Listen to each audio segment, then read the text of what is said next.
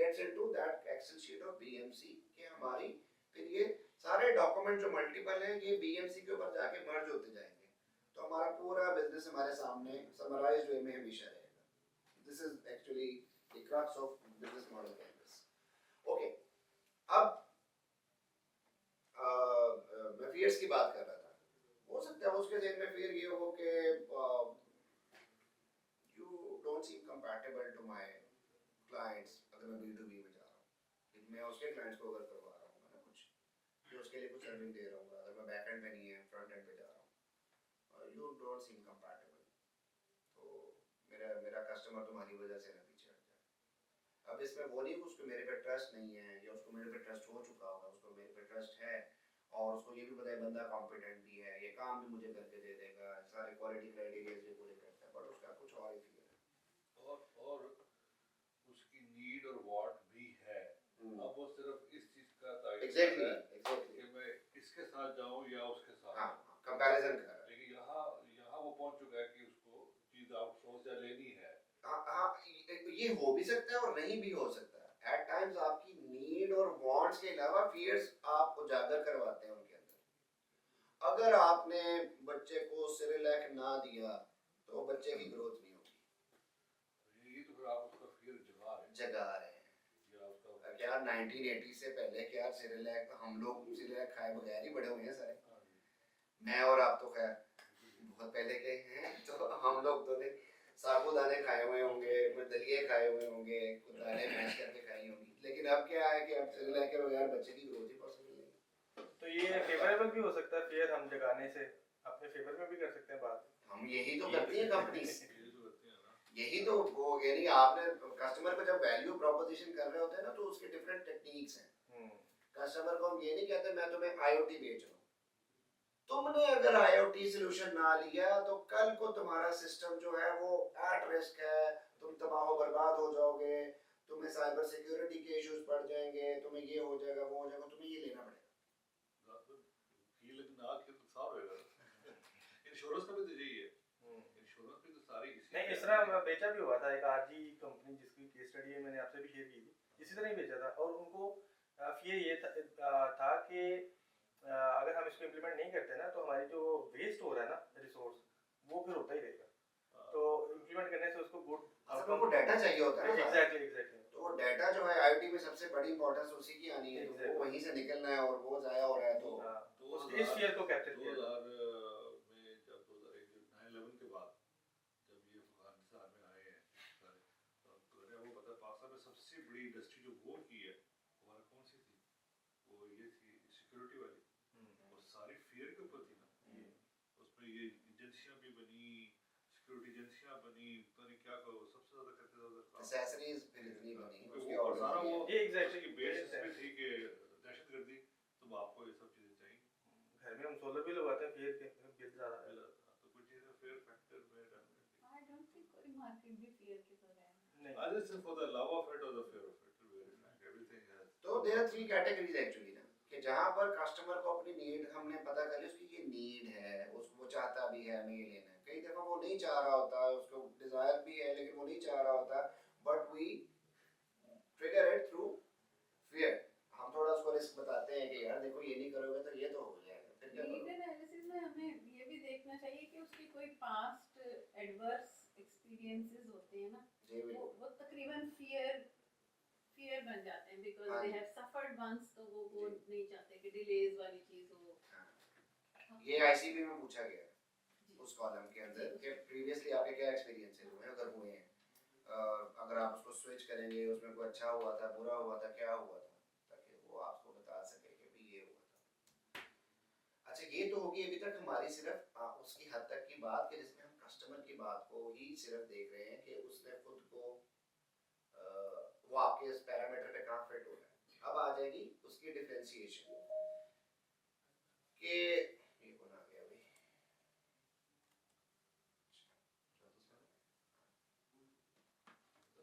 हाँ जी, ओके. फिर आगे उसके कंपैटिटिव एडवांटेज चेकलिस्ट के वो डिफरेंशिएशन कहाँ पे जा रहा है, सर्विस के पर्सपेक्टिव में क्या चाह रहा है, किस किस्म की चीजें हमसे एक्सपेक्ट कर रहा है, क्या क्या बेनिफिट्स दे रहा है, हर एक की एक्सप्लेनेशन दी गई है, और फिर हम उसको छोटी सी मैपिंग करते हैं कि उसके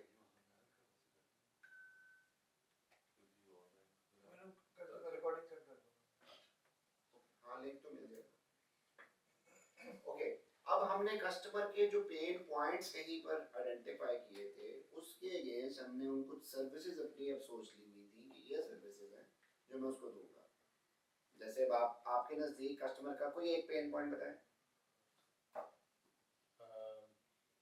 टाइम मैनेजमेंट। कस्टमर कौन है आपका? अच्छा, हमारे कस्टमर की बात करें, बिजनेस है, उसके लिए बिजनेस सप्लाई। ये आप जो वेंडर मैनेजमेंट वाला है उसके लिए बात करें, बिजनेस में कौन है? आई मीन बैंक्वेट हॉल है, हाँ, वेडिंग वेडिंग वेन्यूज कह लें आप। कोई एक बता देना, क्योंकि ये सारे तो नहीं है ना, हम सारों को नहीं लेकर चल रहे, किसी एक का point. Wedding venues wedding venues वालों का पेन पॉइंट क्या है?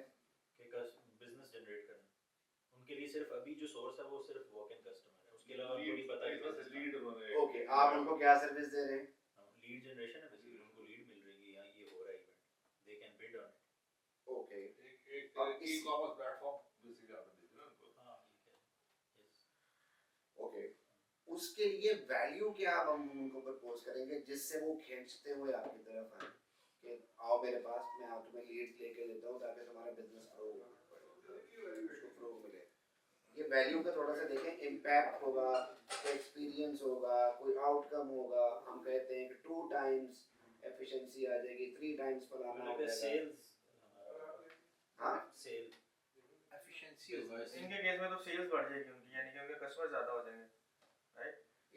और हमारे वाले केस में इंडस्ट्री 4.0 में जो उनके रिसोर्स वेस्ट जा रहे थे और उनको बिल्स पड़ रहे थे, वो ऑप्टिमाइज हो जाएंगे, OOW ज़्यादा आ जाएगी, एग्जैक्टली, उनके KPIs मॉनिटर हो जाएंगे एग्जैक्टली, और उनको सुकून मिल जाएगा, उनकी मुझे जेब में पैसे वो बचेंगे। चीज़ लगती है ना कि अगर पॉकेट आता है ना, तो इनका जो टाइम होता है ना उससे रिक्वायरमेंट लेने में, आपको क्या चाहिए, किस किस्म का खाना चाहिए, तो वो उन्होंने जैसे शुरू में यूजर एक्सपीरियंस बताया ना कि वो ऑलरेडी चेक कर रहा है कि मुझे ये चाहिए, इतने बंदों का गाना ये चाहिए ना, तो वो उसके पास एक बनाया वो आ गई कि यार ये इनको चाहिए, वो टाइम उसका बच गया, तो उस पैकेज को probably that is one thing I can.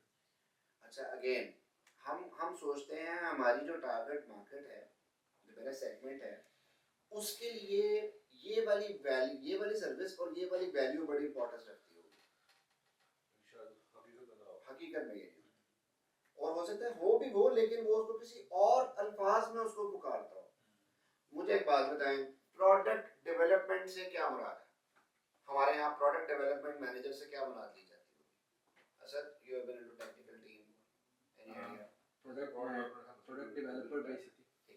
हाँ जी, हाँ, Product developer basically would go out in the market or market का lay of the land कि भाई product को हम मज़ीद कैसे expand कर सकते हैं। प्रोडक्ट डेवलपमेंट होती क्या है?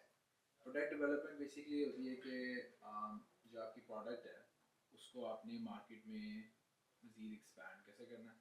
यार डेवलप करोगे तो एक्सपैंड करोगे, आप एक्सपेंशन की प्रोडक्ट बनाना यार, मैं मुझे सेंस जो बन रही है एक प्रोडक्ट को बनाना एक्चुअल बनाना, अगर आप टायर मैन्युफैक्चरिंग है तो टायर बनाना, तो प्रोडक्ट डेवलपमेंट मैनेजर जिस भी इंडस्ट्री में होगा वो उसको उससे रिलेटेड उसकी कोई सारे ऑपरेशंस को मैनेज कर रहा होगा, एग्रीड, राइट। अच्छा फॉर इंस्टेंस हमारी वाली फील्ड ले लेते हैं, इंक्यूबेटर या एक्सेलरेटर्स वाली।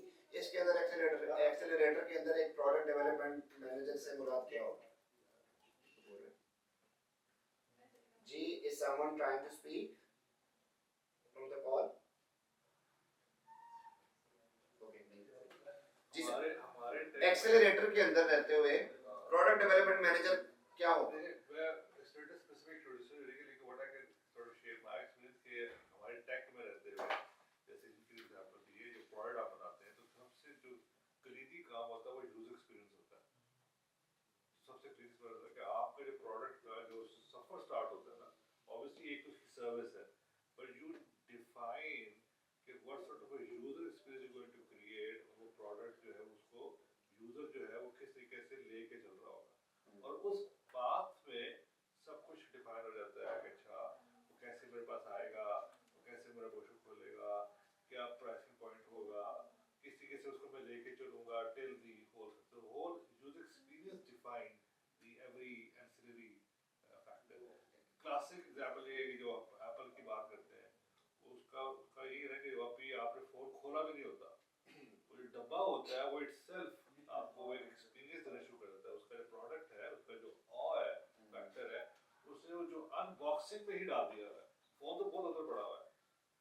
You see, so that user experience is हमारे जो खास तौर पे जो टेक का है उसमें really matters कि हम उसके तो अनबॉक्सिंग पे लाखों व्यूज आना शुरू हो गए। क्लैरिफाई करना चाह रहा हूँ, जो मैं चीज़ कह रहा था कि अगर इसमें आइडिएशन, मार्केट स्ट्रेटजी और कमर्शलाइजेशन आ जाती है तो ये ऑलमोस्ट वही चीज़ नहीं है जो कि मैं कह रहा था कि basically you are not ingredients products में आप क्या डाल रहे हैं ये मैटर नहीं करता, आपकी जो स्ट्रेटजी है जिससे उसने प्रोडक्ट everything एक्सपैंड करना है तो एक्सपेंशन तो हाँ, बाद में सर। आती है ना, वो तो मेरी ग्रोथ और एवरीथिंग, क्योंकि प्रोडक्ट की लाइफ भी होती है। That's part of it.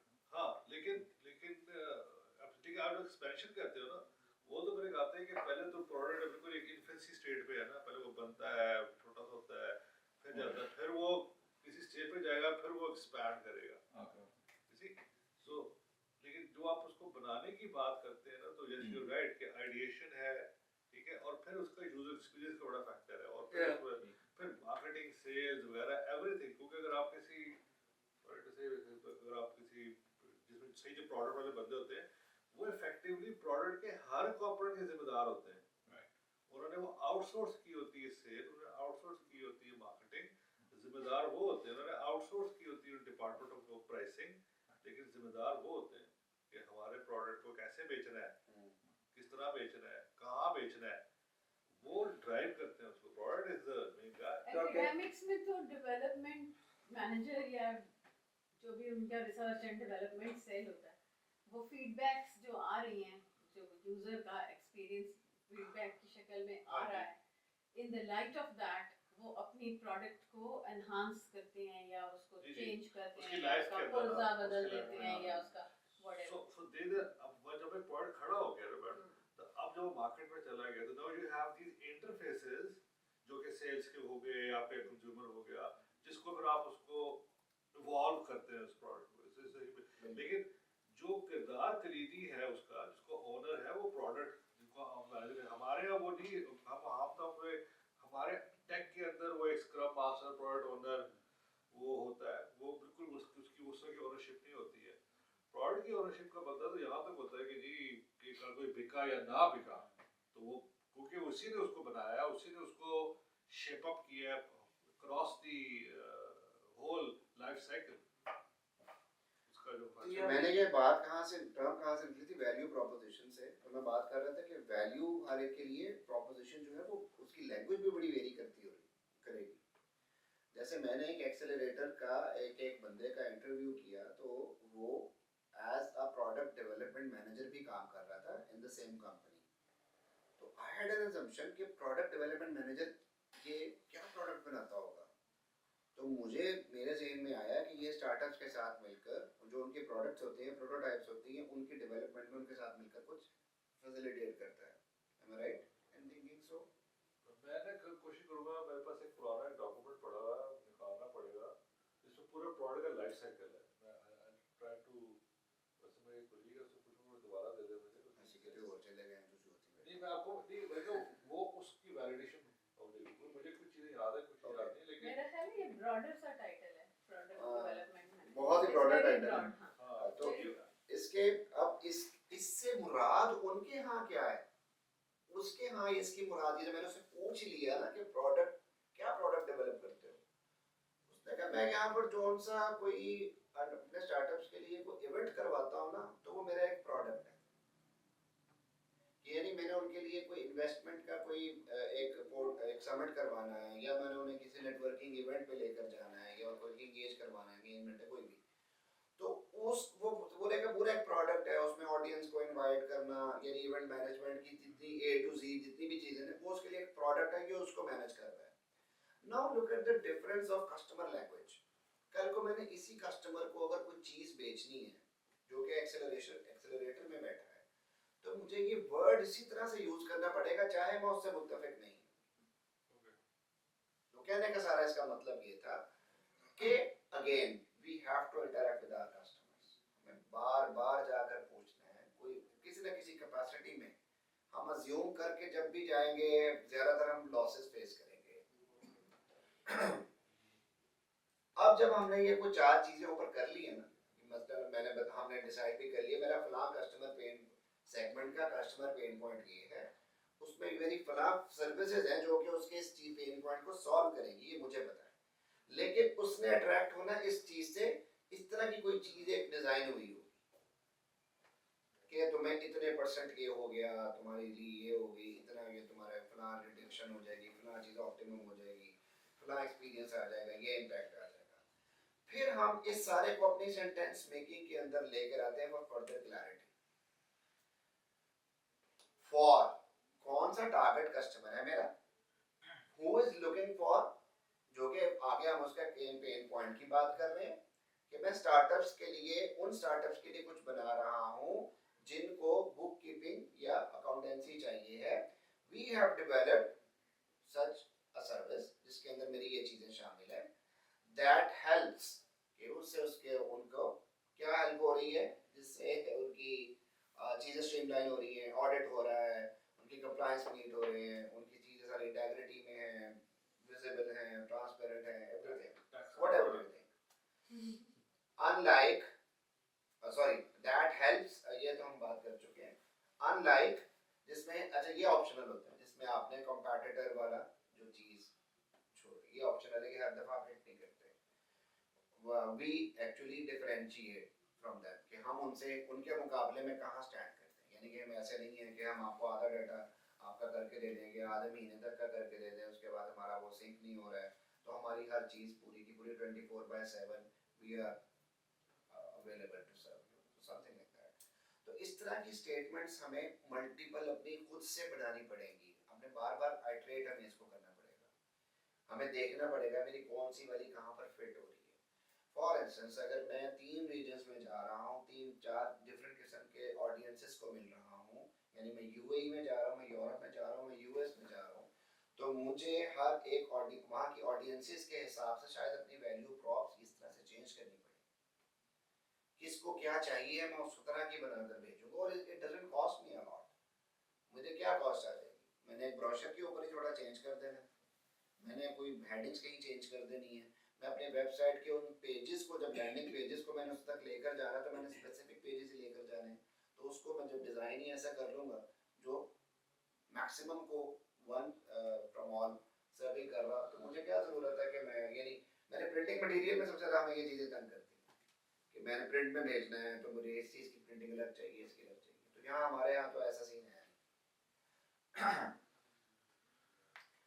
Evaluating and refining the value proposition, अब हम इसको देख रहे होते हैं कि हमने इसको इवेलुएट करना है अपने कस्टमर के साथ बातचीत करके, उनको क्या चीज़ अच्छी लगी, क्या बुरी लगी, ये कुछ क्वेश्चंस हैं उसके एंड पे हमने एक्सरसाइज के तौर पे दिए हुआ है।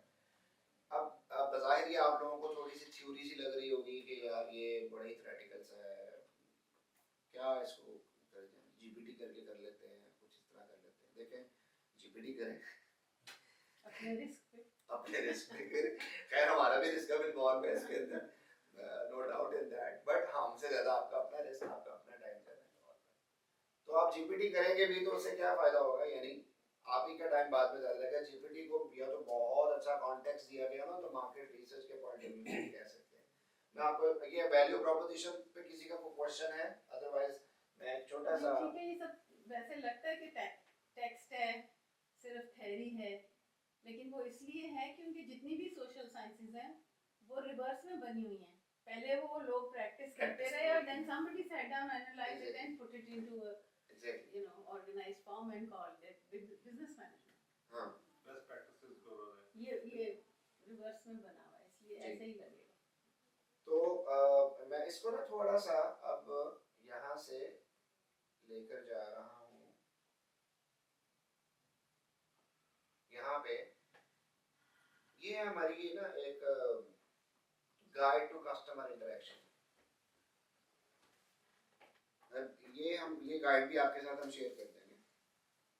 इसमें कुछ देखिए कि हम कस्टमर से बात कैसे कैसे कर सकते हैं। आप एज अ वेंडर डायरेक्टली चले जाएं कि जी मैं ये काम कर रहा हूँ, आपको सर्विसेज देना चाहता हूँ, आपको वो आपका हाइपोथेटिकली आपका आईसीपी है वो आपसे बात करने पर राजी है, एग्रीड, उससे कुछ क्वेश्चंस करने हैं, पूछ लें, हो सकता है वो ज्यादातर लोगों को होता है कि वो ये कि हमें कुछ बेचने के लिए आ गए तो हम नहीं इससे बात करना चाहते या हम किसी को टाइम नहीं देना चाहते। इवन हमारे पास जब कोई ऐसा वेंडर आ जाए तो हम फौरन कॉल बंद कर देते हैं, ऐसी है ना।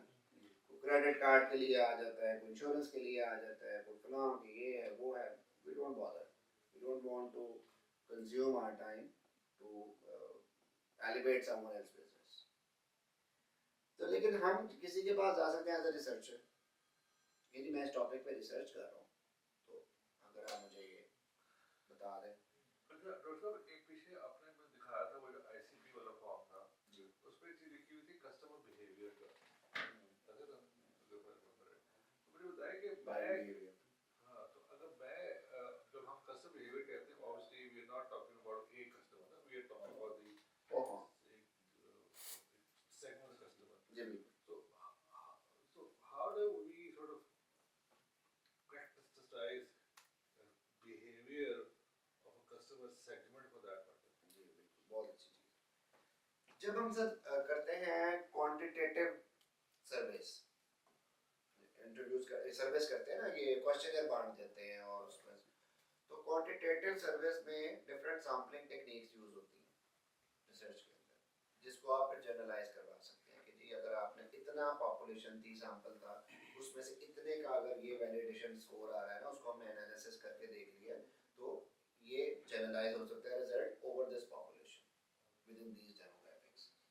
Since we are not going into quantitative research, तो we are going to conduct qualitative research, जिसके अंदर हम इंटरव्यूज कर रहे हैं, कुछ चीजें मार्केट रिसर्च से ले रहे हैं, कुछ चीजें कंपटीटर्स को स्टडी करके ले रहे हैं, और कुछ चीजें, ज्यादातर चीजें कस्टमर को डायरेक्टली इंटरव्यू करके निकाल रहे हैं, चाहे वो किसी भी कैपेसिटी में। और नाउ क्वेश्चन अराइजेस कि मेरा एक कस्टमर तो ये कह रहा है, दूसरा ये कह रहा है, तीसरा ये कह रहा है, तो मैं कहां पर जाके मैं इसको क्या बिहेवियर एग्जैक्टली मैं इसको कहां पे जाके जनरलाइज करके अपनी सर्विस में एक बंदे के लिए तो नहीं सर्विस सारी ट्यून कर सकता। Very good. तो इसका तरीका होता है कि जहां हमने अपनी डेमोग्राफी सेट की है ना, कि ये खास डेमोग्राफी, फॉर इंस्टेंस मैंने बात की यूएस के अंदर रहते हुए एक एक्सेलरेटर जो है उसका ट्रेंड वहां पर ये है, अब उसकी थोड़ी बहुत सर्विस एक्सपेक्टेशन आगे पीछे हो सकती है, यूजुअली वो ऐसे ही फॉल कर रहे हैं, मैंने डेमोग्राफी सेट कर ली है, ठीक है। उसी डेमोग्राफी के अंदर मैं रहता हूँ, जब इनक्यूबेटर की बात करूंगा तो वो मेरी नीश चेंज हो जाती है, लेकिन मैं सिर्फ एक्सेलरेटर में रहूंगा तो वो सिमिलर आ रही है, मैंने उसको सेट कर ली है। अब उसके अंदर रहते हुए मैं 1 2 3 5 10 15 इंटरव्यूज करूंगा। Where I will stop interviewing when I will face the saturation point, जहां पर मुझे सिमिलर रिस्पॉन्सेज मिलना शुरू हो सकता है, मुझे तीसरे इंटरव्यू के बाद सिमिलर रिस्पॉन्सेज मिलना शुरू हो जाए, मैं इंटरव्यू स्टॉप कर दूंगा। यही चल रहा है, मोर और लेस यही ट्रेंड चल रहा है।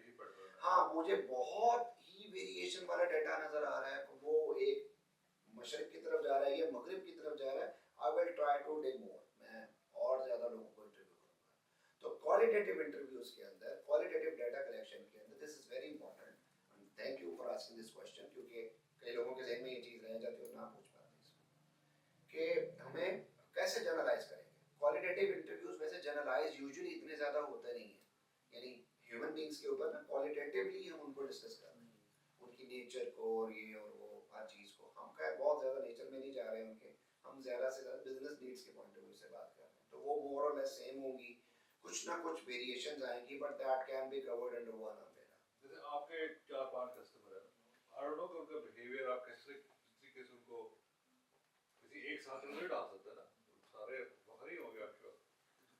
अच्छा, सारे बड़े सोच समझ के अल्फाज इस्तेमाल कर रहे हैं, सबका रोजा है, मैं लगे हैं तो राशिद भाई लगे, मेरी तो आवाज बैठी हुई है, अब बैठ चुकी है, हाँ ਤੁਹਾਡਾ शक है। अच्छा जी, अच्छा हम बात कर रहे थे जी, अच्छा यहाँ तक क्लियर है कि हमें कहाँ पे जाकर डाटा लेना रुकना है, ये भी नहीं कि बस 100 लोगों का इंटरव्यू कर ही जा रहे हैं, उसको कंपाइल करना भी अजाब बन जाता है। ठीक है उस्मान, आप कर सकते हो इस किस्म की सेगमेंटेशन अपने कस्टमर की, मतलब you have like multiple customer ना इन टर्म्स ऑफ बिहेवियर, ये जो एग्जिस्टिंग कस्टमर्स हैं उनकी बात होती है कि अगर आपके पास कस्टमर पहले एग्जिस्टिंग से शुरू कर लेना, आपके पास तो एज है, अगर एग्जिस्टिंग को ही करें कि यार मुझे ये बताएं, मैंने ये आईसीपी वाले को 20-25 क्वेश्चन है, तो एक एक जुमले में एक एक उनसे भैया ये बताओ कि ये क्या काम करता है, तो मैं एटलीस्ट अपने तजर्बे से जियोग्राफिकली कर सकता हूँ कि I have worked in KSA market, तो आई कैन से कि यार के केएसए मार्केट के लोगों का बिहेवियर स्टीरियोटाइपिंग जिसे आप कहते हैं ना वो क्या है। आई एम श्योर कि जो लोगों ने किया होगा तो वो इस लेवल का मतलब एक स्टीरियोटाइपिंग का बना सकते हैं। कंपेटिटर्स भी देखने शुरू किए मैंने, हालांकि और फिर भी उनसे आपको मीटिंग बहुत एक बड़ा बंदा मिल जाता है, ऐसा नहीं होता कभी कभार। अगर आप इंडिया यहाँ तो ऐसे ही लोग होते हैं ठीक है ना, लेकिन कोई नाम भी मिल जाता है आपको वहाँ से, लेकिन फिर भी आप एक जैसे आपने बताया आपको यूरोप में एक चीज़ का मिला कि वहाँ ये चीज़ की रिक्वायरमेंट नहीं है, अमेरिका में वर्चुअल ऑस्ट्रेलिया में मैंने नोटिस किया, जो हम रिसर्च थोड़ी बहुत कर रहे थे, तो हाँ। उसमें ये एक रेजिस्टेंसी आती है कि दे डोंट जनरली प्रेफर के ख़ास तौर पे जो एग्जीक्यूटिव लेवल पे ओल्ड ऑस्ट्रेलियंस बैठे हुए हैं, दे प्रेफर के भाई they keep the loop close, और वो काम ज़्यादा प्रेफर नहीं करते ऑफशोर करना, रादर दैन जो स्टार्टअप्स को आप टारगेट कर रहे थे, they are more progressive mindset के लोग हैं, रादर दैन जो पुराने लोग बैठे हुए हैं ना, दे वो आउटसोर्स नहीं करना वो चाहते। कहते हैं कि नहीं ऑस्ट्रेलिया में ही काम रहना चाहिए, कंप्लायंस का मसला है, रिलायबिलिटी का इशू है, Barriers एटीट्यूड हैं कल्चरल उनके। डिफरेंस का इशू हो सकता है, तो काफ़ी सारे फैक्टर्स हैं। साले एज का इशू भी है, पुराने लोग पुरानी चीजों से चिपके रहते हैं वो बैरियर्स होते हैं। ना, पुराने जैसे बीपीओ के ऊपर बड़ा वो एक लतीफा फिट हो रहा है, सब में आप लोगों ने सुना होगा, मैं थोड़ा सा रिपीट कर देता हूँ। वो एक ना अमेरिकन ने किसी साइकोलॉजिस्ट के पास गया वहीं अमेरिका में, तो उसने कहा कि मुझे ना रातों को उठकर ना नींद आ जाता, नींद से उठ जाता हूँ मैं, मुझे डर लगना शुरू हो जाता है। कहते क्यों? कहते मुझे ऐसा लगता है कि मेरे बेड के नीचे कोई है, तो वो मुझे हिलाएगा मेरे बेड को, तो मैं इस डर से ना बार बार उठता हूँ रात को।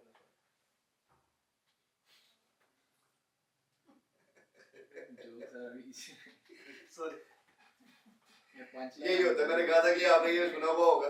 अब ये जिन्होंने नहीं ऑनलाइन जो बैठे हैं उन्होंने तो नहीं सुना अभी ये सुनाए ना, खत्म करें अब। अब आप खत्म करो, मैं तो बस पंचलाइन बता रही है उसने, क्या पता।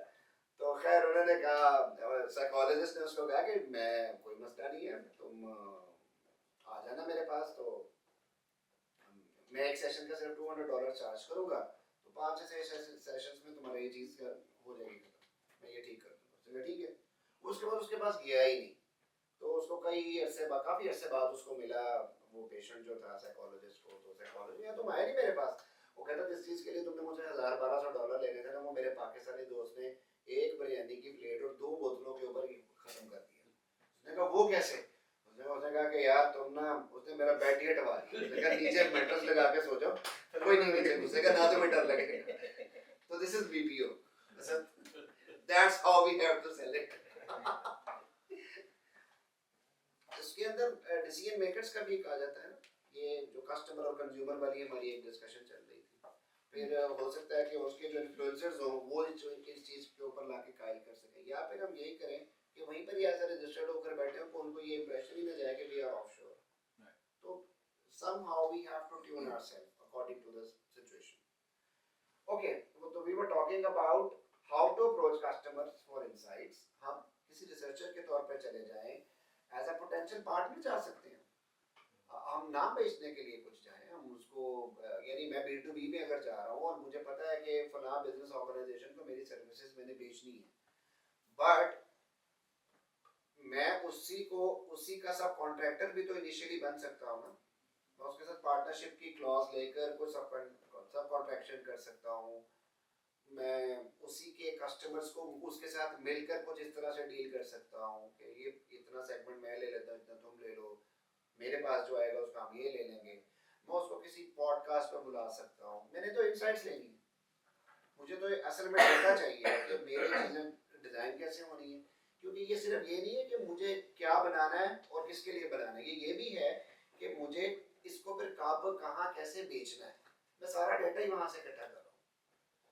क्योंकि हमने आपने क्वेश्चंस में नोट किया होगा, ये भी लिखा हुआ है कि आप इंडस्ट्री के बारे में इंसाइट्स कहाँ से लेते हैं, ज़्यादातर कस्टमर से पूछा हुआ है, तो हमें कस्टमर बताता है जी मैं न्यूज़पेपर पढ़ता हूँ, मैं न्यूज़ चैनल देखता हूँ, मैं लिंक्डइन देखता हूँ, मैं फेसबुक पे हूँ, मैं मेटा पे हूँ, व्हाटएवर इट इज, तो हमें पता चल जाता है कि मेरी ये वाली चीज़ कहाँ पर एडवर्टाइजमेंट में जाएगी,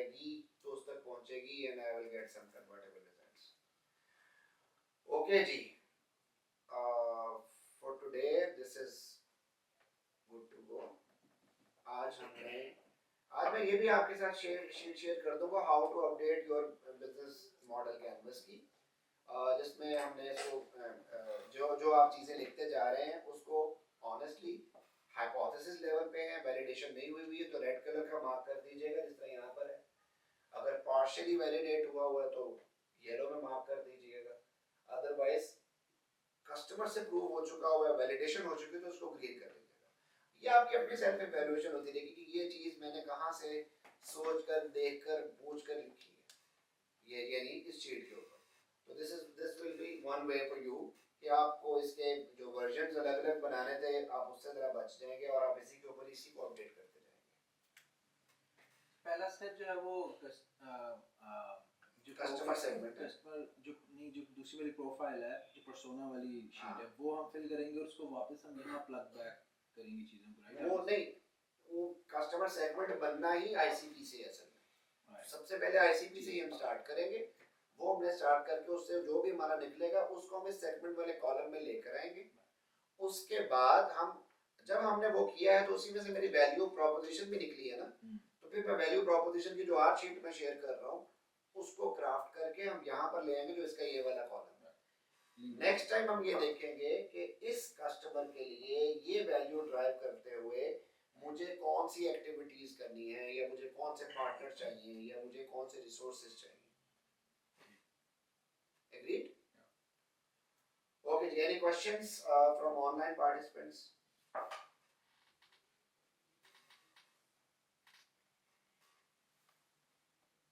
I think that this is good to go.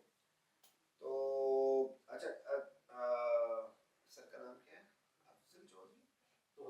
Tafazzul साहब, आपको मैं अलग से मैसेज कर देता हूँ कि हमको टाइम पैचअप कर लेते हैं। सॉरी आपका बीच में ही रह गया था, वो बाद में मेरे ज़हन से निकल गया।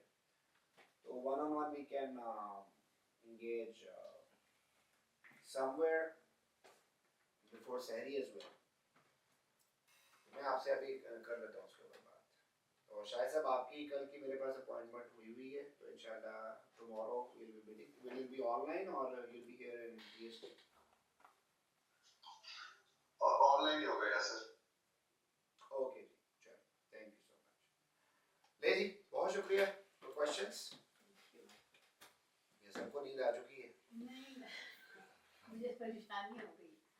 हाँ, ये जो कस्टमर वाला हिस्सा है बहुत जंगल हिस्सा है। जनरल है? जंगल है बिल्कुल। जंगल, हाँ। जंगल है कस्टमर के कैटेगरीज और किस्में और बिल्कुल नीड ऐसे। एनालिसिस से शुरू करना चाहिए। लॉट्स ऑफ इंटरव्यूज हैं। जी सर। कहीं ना कहीं आप उसको यानी एक लिमिटेड स्केल पे लाके क्लोज करके अब आप टेस्टिंग पे भी जा सकते हैं।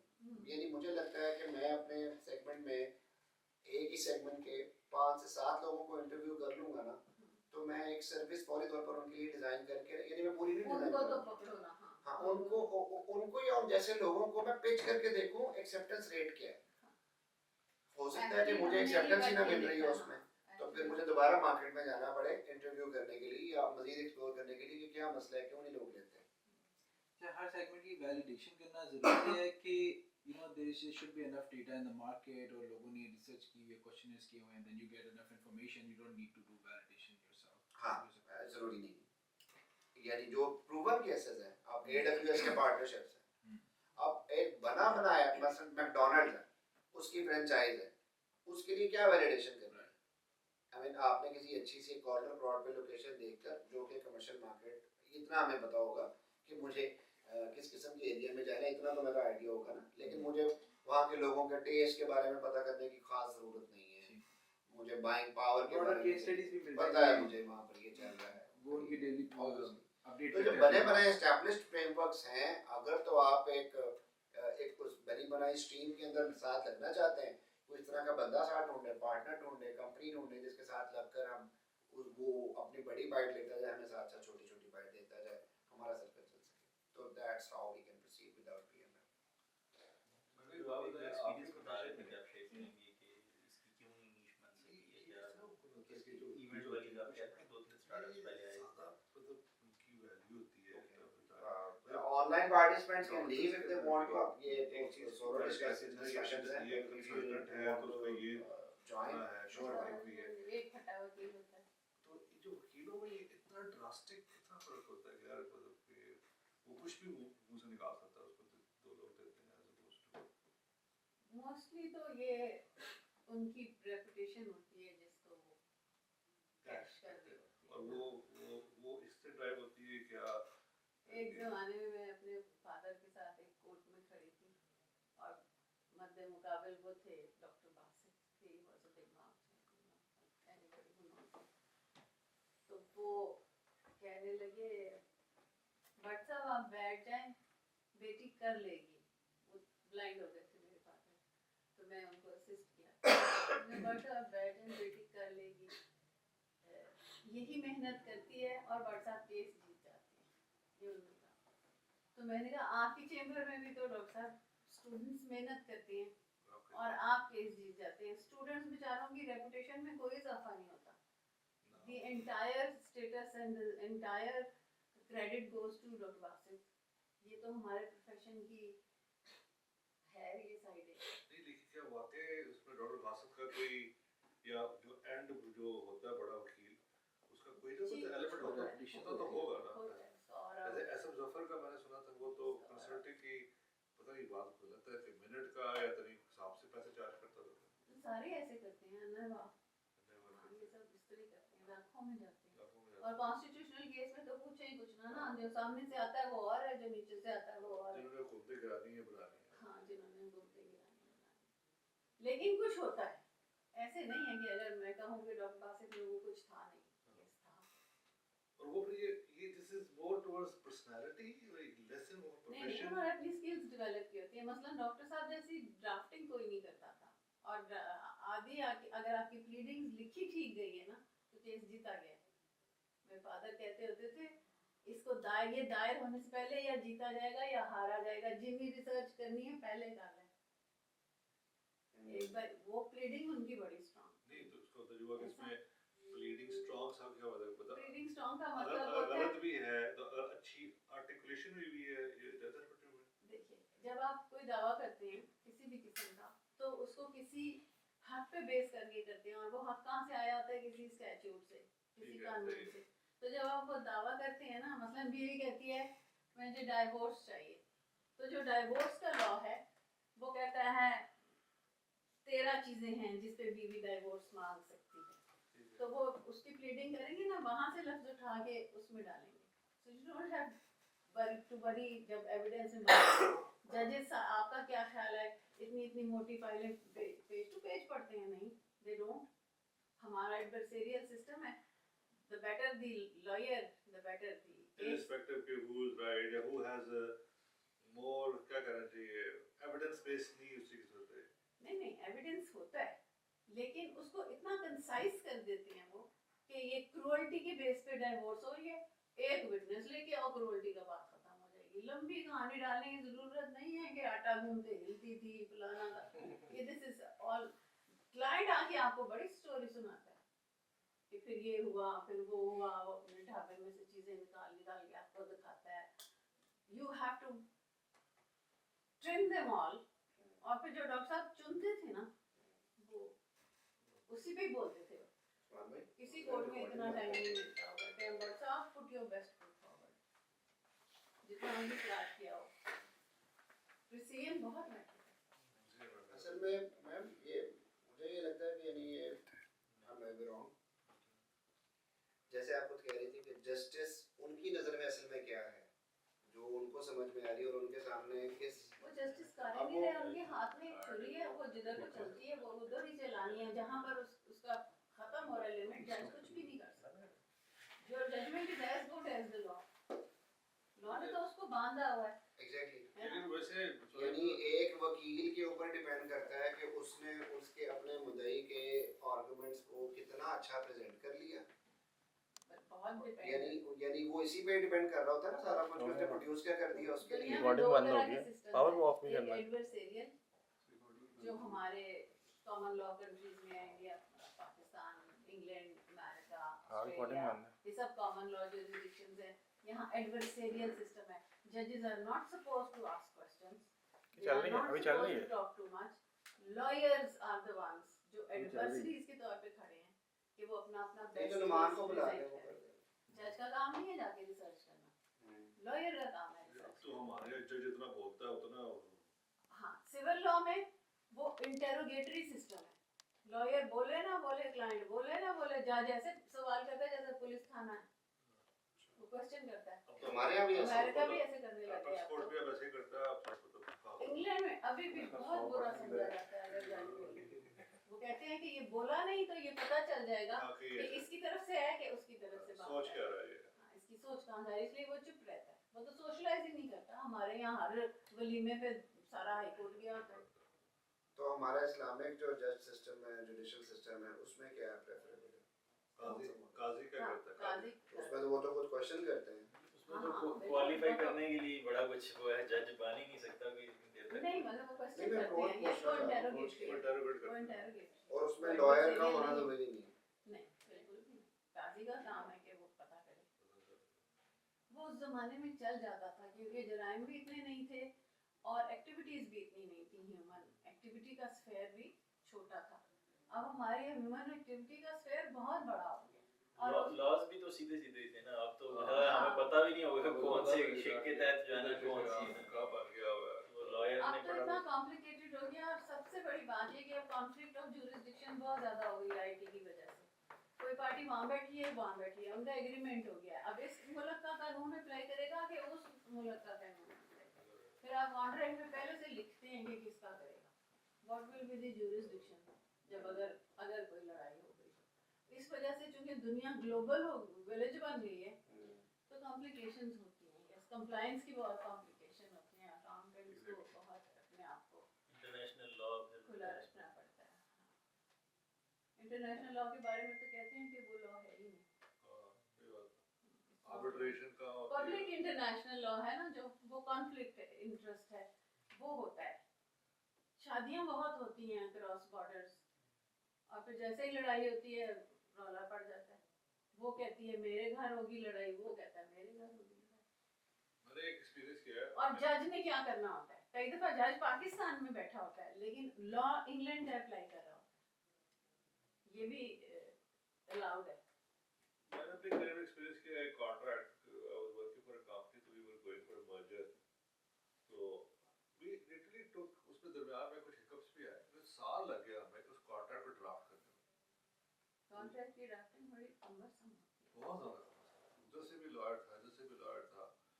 तो लेकिन वो ये एक लॉयर था, मैं बता रहा था उसे उम्र को वो ये वलीद इकबाल था, वलीद गुलाम इकबाल का नाम था। तो उधर से एक गोरा लॉयर था, गोरे थे बंदे, तो वो वलीद की तारीफें करते थे कि वी हैव हमारे ड्राफ्टेड वलीद इट इतना वेरी गुड। गोफी हुआ करता था, बासित साहब का जूनियर था, रहा है।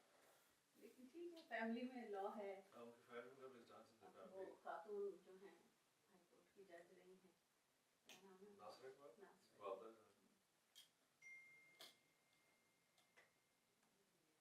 जजेस में भी आप देखें आपको हर किसी का नाम नहीं मिलेगा, बट देयर आर जजेस जिनको लोग अभी भी याद करते हैं। हमारे अपने जजेस में बहुत अच्छे अच्छे लिखने वाले हैं। अब तो जजमेंट की अंग्रेजी भी ठीक नहीं होती बाकी तो कट पेस्ट ये भी तो अब एक नया वो बिजनेस एरिया है ना इनकी। ये जो जुडिशियल एकेडमी कर रही है जजेस का ट्रेनिंग का प्रोग्राम, वो है ही इस बात पे कि स्टैट्यूट को पढ़ना कैसे है, समझना कैसे और अप्लाई कैसे करना है। बेसिक्स उनकी जॉब ही है ये। अब तो और आसान आप है। सीखेंगे। ये जो बच्चे आ रहे हैं, ये उमर और हसन, आपको इनकी कुछ लगता है कि इसकी एक्सेप्टेंस है इस मार्केट में अगर ये ऐसी कोई चीज बना लो? ये जो कर रहे हैं ना, ये अभी लॉयर टू लॉयर जा रहे हैं और इस ख्याल से नहीं जा रहे कि ये नीड एनालिसिस कर रहे हैं। ये उस अपॉर्चुनिटी को मेरे ख्याल से जाया कर रहे हैं। नीड एनालिसिस करें तो वो बेहतर है। They go and they try to sell themselves. अब उनको प्रॉब्लम ये है कि हमारे पेशे में हिस्टोरिकली भी और आज भी सफेद बालों की वैल्यू होती है। उसके बगैर कोई आपकी बात नहीं सुनता। बच्चा बेचारा कोई कितना अच्छा केस तैयार करके कोर्ट में खड़ा हो जाए ना, जजेस पूछेंगे तेरा सीनियर किधर है, वो कब आएगा, अच्छा आप जाएं, मैं 2 घंटे की आपको मौका देता हूं। उसकी बात नहीं सुनते। अगर